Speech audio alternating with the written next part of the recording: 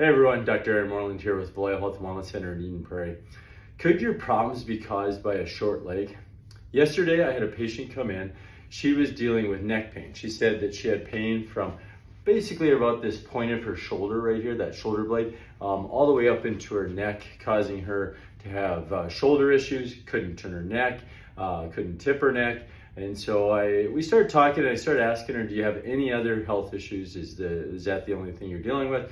She said, yep, that's it. And so we went through the history, then I started doing the exam. The first thing we do when we do an exam is look at someone's posture. When she stood up, she stood in front of me and I noticed that she was dealing with some pronation of her left foot. And so I asked her, do you have any foot issues? She's like, no foot issues.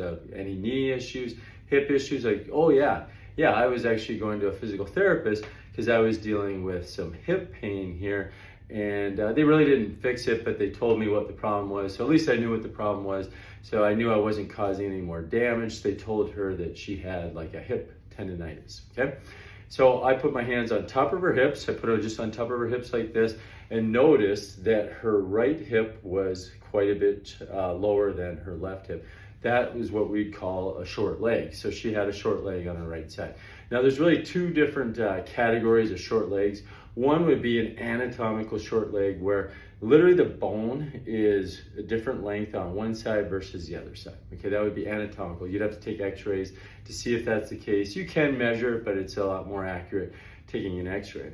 The other one is what we call a functional short leg. And what a functional short leg is that it's there for some other reason than the bone being shorter. A good example would be this muscle here, the psoas muscle. That's that muscle I talked about recently in a video that attaches to the front of your spine, attaches here, and then comes to the front of the pelvis. And muscle on the back called the QL. This attaches from the back of the spine to the iliac crest here. And so those can cause a short leg. So if they're tight, they pull up that hip. Now I have a short leg. Well, I can't walk around like this all day long. So what I'm gonna do is I'm gonna have to compensate. Maybe I put a curve in my spine, maybe I tip my head, but I'm gonna have to do something to compensate for that short leg. One of the things that she was doing is she was trying to shorten her left leg to equal her right leg, and so she was pronating her foot, okay? And it was also causing a lot of hip issues because she was out of balance.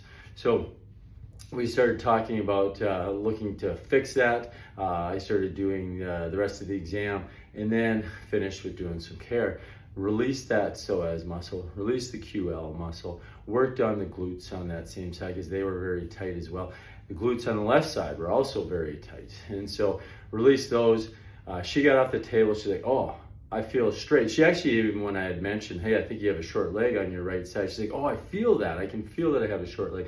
Well, when she got up, after I worked on her pelvis was level, that pronation actually in her foot was even gone. So it was cool to see she wasn't compensating. To see that quick of a result, this is a lady that's 75 years old as well. And so to see that quick result was amazing to see. She could feel it and we could see the difference. And I really believe that that short leg pulling on that whole right side of your body caused her to also have that tension in her right side of her neck because she had no reason. She said it just kind of came out of the blue, out of nowhere, but it actually came after she started having that hip issue. So again, the body's very intelligent. It will compensate to things that we're dealing with.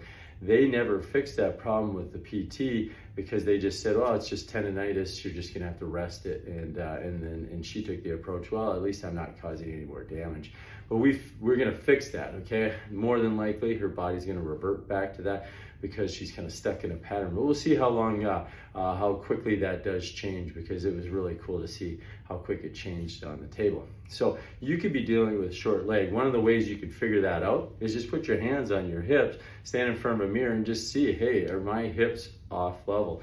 And if they are, most likely it's due to a functional short leg, not an anatomical. I know I do have some patients that have anatomical short legs, but for most people, it's a functional short leg. And if you just work on those muscles, release those muscles, that can help level it off. And then you look to see, well, what caused that to be uneven in the first place? Sometimes it's weakness, but we'll address that with her, figure that out so that it doesn't keep coming back. So again, your problems could be due to a short leg and you don't even know that you have it. And you may not even be having problems down in your pelvis, but somewhere else in the body.